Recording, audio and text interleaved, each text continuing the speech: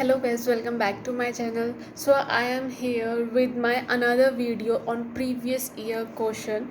So without doing any further delay, let's start with our question. So our very first question is, which of the following fungi is responsible for the ringworm, which is one of the most common infected disease in us in humans. ठीक है, तो ऐसा कौन सा fungi है जो ringworm cause करता है? So that is trichophyton. देखो, candida and fusarium and aspergillus are not those fungi जो रिंगवर्म कोज करते हैं, ठीक है। तो trichophyton is the fungi that cause ringworm. Next is, ये 9th की एनसीईआरटी बुक से दिया हुआ है, ह्यूमन हेल्थ एंड डिजीज से, ठीक है। Sorry, why do we fall ill, वहाँ से ये क्वेश्चन आया है।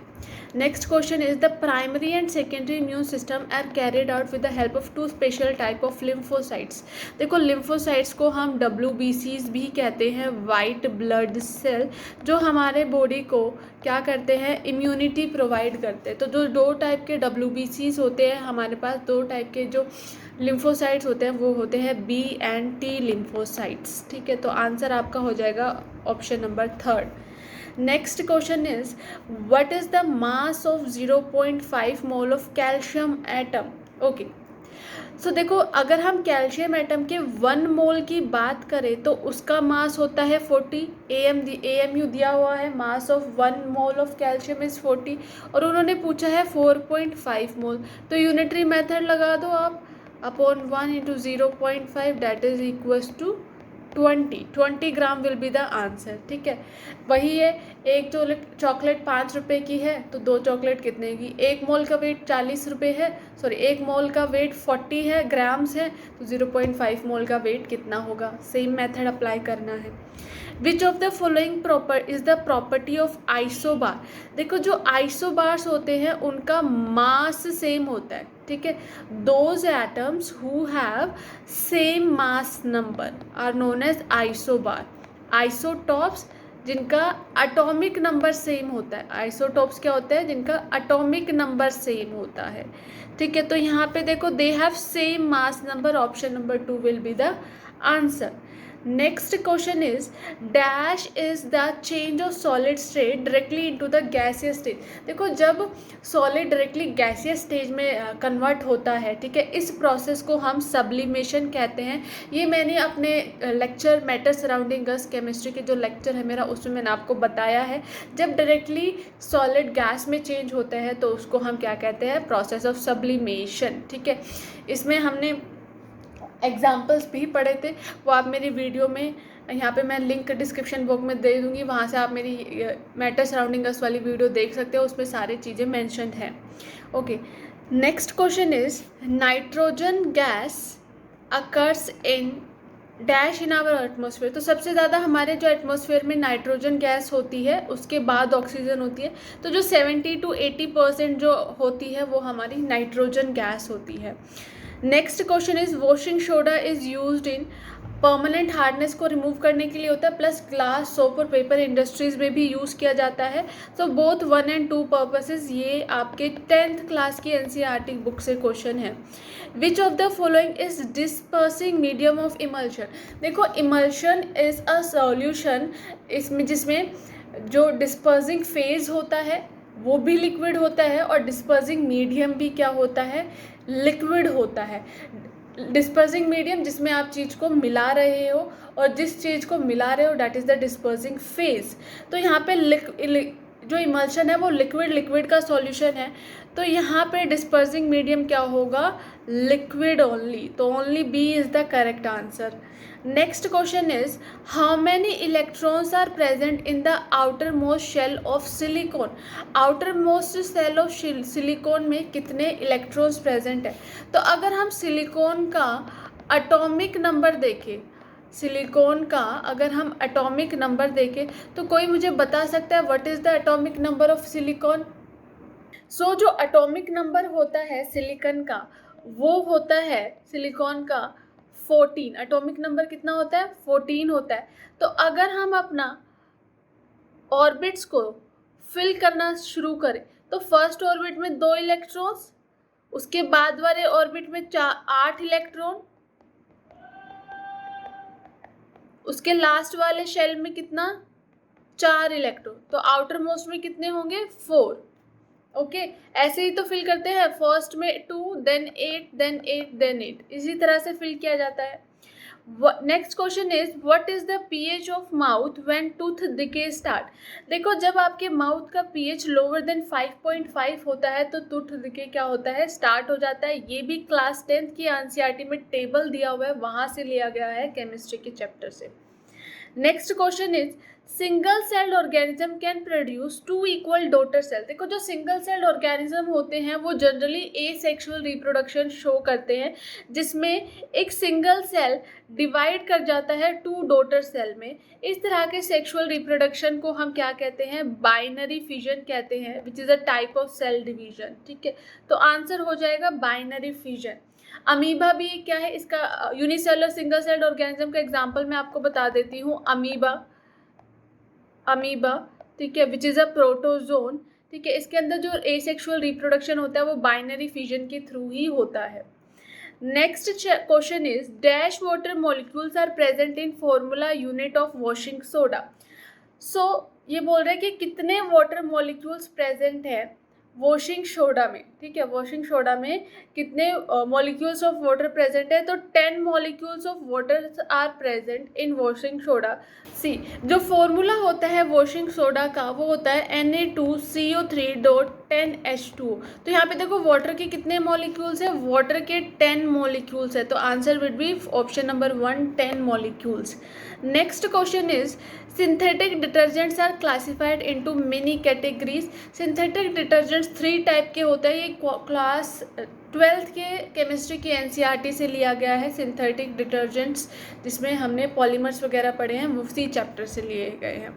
Next question is calcium sulphate hemihydrate, formula क्या बनेगा, calcium sulphate hemihydrate is another term for, ये प्लास्टर ऑफ पेरिस का अनदर टर्म है, CaSO4.12H2O, जिसको हम कैल्शियम सल्फेट हेमीहाइड्रेट भी कहते हैं। ये क्लास 10th की एनसीईआरटी से क्वेश्चन आया था। Next question is what is the original colour of litmus solution. जो ओरिजिनल कलर होता है लिटमस सॉल्यूशन का वो पर्पल होता है। ठीक है, ये नेचुरल इंडिकेटर है जो कि एक सीवीड से बनाया गया है, this is a natural indicator.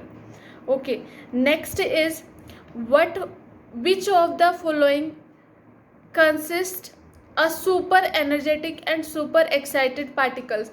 ये भी क्वेश्चन मैंने अपने मैटर सराउंडिंग अस में, जिसमें हमने 5 स्टेट्स ऑफ मैटर पढ़े थे, plasma and the Bose Einstein. तो जो प्लाज्मा स्टेट होता है उसमें जो पार्टिकल्स होते हैं वो सुपर एनर्जेटिक और सुपर एक्साइटेड होते हैं, तो इसका आंसर होगा plasma state, only A.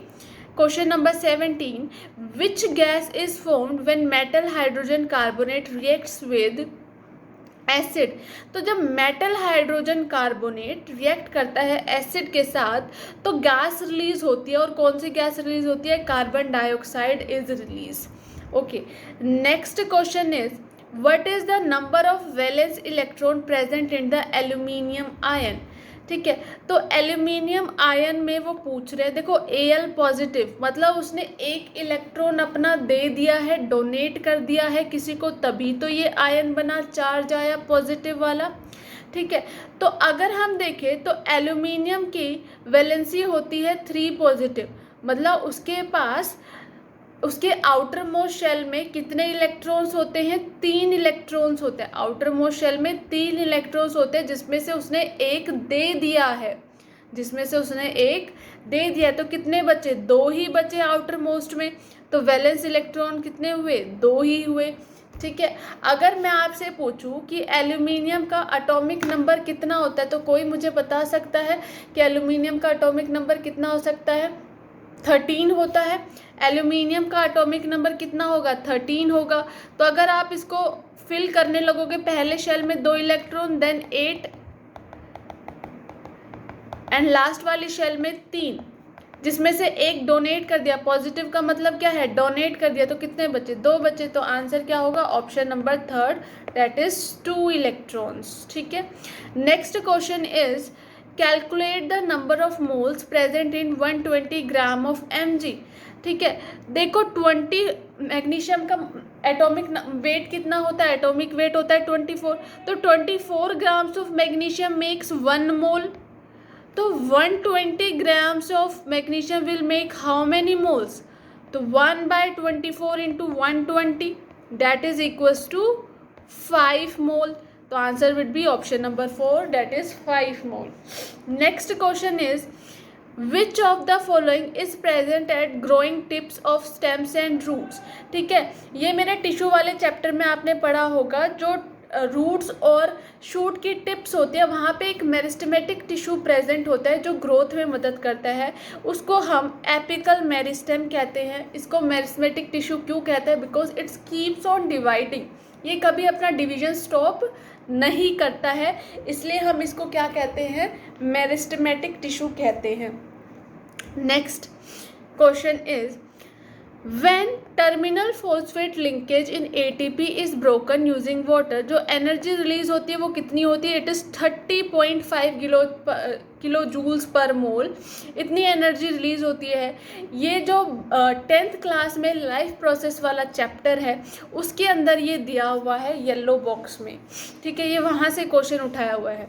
Next question is the change in the dash of eye lens can change it's focal lens.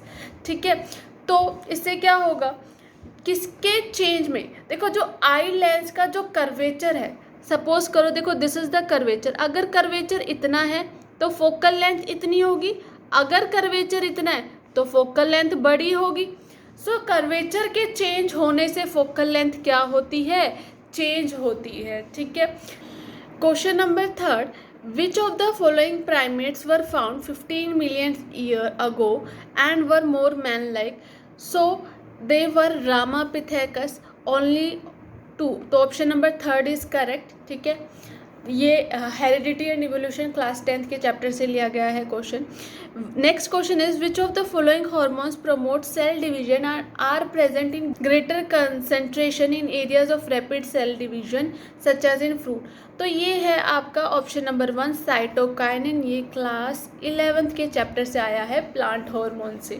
ठीक है, which of the following movement originated in the early 1970s from an incident in a village named Reni in Garhwal in the high mountain range of Himalayas. तो वहाँ पे एक आंदोलन किया गया था टू सेव द ट्रीज, जहाँ पे जो लोग थे वो पेड़ों के चिपक गए थे to protect the trees from being cut. तो इस मूवमेंट को बोला गया था चिपको मूवमेंट, जो कि रैनी घेरवाल में हुआ था Himalayas range, mountain range of Himalayas में। ठीक है, next question is which of the following animals are also bilateral symmetry triploblastic but in addition have true body cavity. हमें क्या चाहिए, बायलेटरल सिमिट्री चाहिए, ट्रिप्लोब्लास्टिक चाहिए और सिलोमेट भी चाहिए। ट्रू बॉडी कैविटी मतलब एनिमल क्या है, सिलोम प्रेजेंट है, सिलोमेट है। ठीक है, तो इकाइनोडर्मेटा में तो देखो लार्वल स्टेज में क्या आ जाती है, रेडियल सिमिट्री आ जाती है। ठीक है, प्लेटीहेल्मिन्स में क्या आ जाता है, प्लेटीहेल्मिन्स आर नॉट ट्रिप्लोब्लास्टिक, सीलन traits are diploblastic. So only option left is Annelida, which is bilateral symmetry, triploblastic, and they have true body cavity. तो option number 1 will be the correct answer. Which of the following organism can fix atmospheric nitrogen? ठीक है, देखो कुछ bacterias हमारे soil में present होते हैं जो एटमॉस्फेरिक नाइट्रोजन को फिक्स कर सकते हैं। So option number 4 will be the answer. So there are few bacteria जो एटमॉस्फेरिक नाइट्रोजन को क्या करते हैं, फिक्स करते हैं। Question number 8, which plants were introduced into India for their lovely flowers but later they caused havoc by the excessive growth of causing blocks in the waterways? तो ये वो प्लांट है जिसने टेरर ऑफ बंगाल कोज किया था और ये इंडिया में इसलिए लाएगा बिकॉज इसके जो फ्लावर्स थे बहुत ही कलरफुल और सुंदर थे, but is cause havoc by blocking the waterways. ठीक है, तो अगर हम इसका कॉमन नेम देखें प्लांट का तो वो है वाटर हायासिंथ। अगर इसका हम साइंटिफिक नेम देखें तो इट इज़ इकोनिया क्रेसिपस। ठीक है, तो दोनों ही नाम आपको आने चाहिए, वाटर हायासिंथ एंड द इकोनिया crassipes. Next question is which of the following is an R key concept of Darwinian theory of evolution. ठीक है, जो डार्विनियन थे उनके जो थ्योरी ऑफ इवोल्यूशन थे वो बेस्ड थे branching descent as well as natural selection पे। ठीक है, so both option 1 and 2 is correct. ये क्लास 10th के हेरिडिटी एंड इवोल्यूशन चैप्टर से लिया गया है question. Next question is for a young adult with normal vision the near point is. तो देखो जो नियर पॉइंट होता है for the adult that is 25 centimetre. आपको बोला जाता है कि कॉपी को एटलीस्ट जो भी आप कुछ पढ़ रहे हो तो एटलीस्ट 25 सेंटीमीटर की दूरी आपके आइज़ और आपके जो मटेरियल रीड कर रहे हो उनके बीच में होना चाहिए। तो नियर पॉइंट विजन कितना है 25 centimetre. Which of the following hormones regulate carbohydrate, protein and fat metabolism in the body? So जो growth के लिए भी responsible है that hormone is thyroxine hormone. Okay. Next question is a person with dash can see distant object clearly but cannot see object near by object. दूर की चीज़ें तो वो इजीली देख सकता है लेकिन पास की चीज़ें वो नहीं देख सकता है। ठीक है, ओके। सो देखो जो इसका क्या होगा, मायोपिया होगा। मायोपिया को हम नियर साइटेडनेस भी कहते हैं, नियर साइटेडनेस भी कहते हैं इसको। और इसको करेक्ट करने के लिए जो लेंस यूज़ किया जाता है वो कॉनकेव लेंस यूज़ किया जाता है। हाइपरमेट्रोपिया को हम फार साइटेडनेस कहते हैं, जब दूर की चीज़ें नहीं दिखाई देती और जो लेंस यूज़ किया जाता है वो कॉन्वेक्स लेंस यूज़ किया जाता है करेक्ट करने के लिए साइट को। ठीक है, नेक्स्ट क्वेश्चन देखते हैं। Which of the following organism engulf food to form food vacuole. देखो फूड वैक्यूल बना के कौन एनगल्फ करता है फूड को, अमीबा। ठीक है, option number 4। Which of the following approach is based on the idea that organisms are more distantly related with the will accumulate a greater number of differences in their DNA। ठीक है, तो ये क्या है, this is the study based on the evolutionary relationship. तो इस तरह की स्टडी को हम कहते हैं molecular phylogeny. Okay, next question is dash tissue is composed of dead cell. तो देखो जो कॉलेनकाइमा है डैट ये भी लिविंग सेल है। एरेनकाइमेटिस भी it is a type of parenchyma cells which have air spaces in it. Aquatic plants में पाया जाता है, फ्लोट करने में मदद करता है उन प्लांट्स को, तो लिविंग है। पेरेनकाइमा भी लिविंग है, तो एक बचता है स्क्लेरेनकाइमेटिस, ये डेड टिश्यू है। Next question is which of the following statement is incorrect. Formation of water vapours can be influenced by the activities of human being. Okay, next incorrect बतानी है हमें। The combustion of fossil fuel increases the amount of suspended particles in the air, correct है ये भी। The fossil fuels like coal and petroleum contain very large amount of nitrogen and sulphur. Okay, in coastal areas the direction of wind changes from day to night. Okay, ये भी correct है।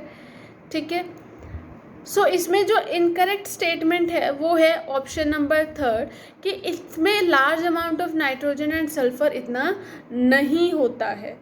Next question is consider the following features of particular gas. Okay, it is reddish brown gas with pungent smell. It indirectly causes acid rain.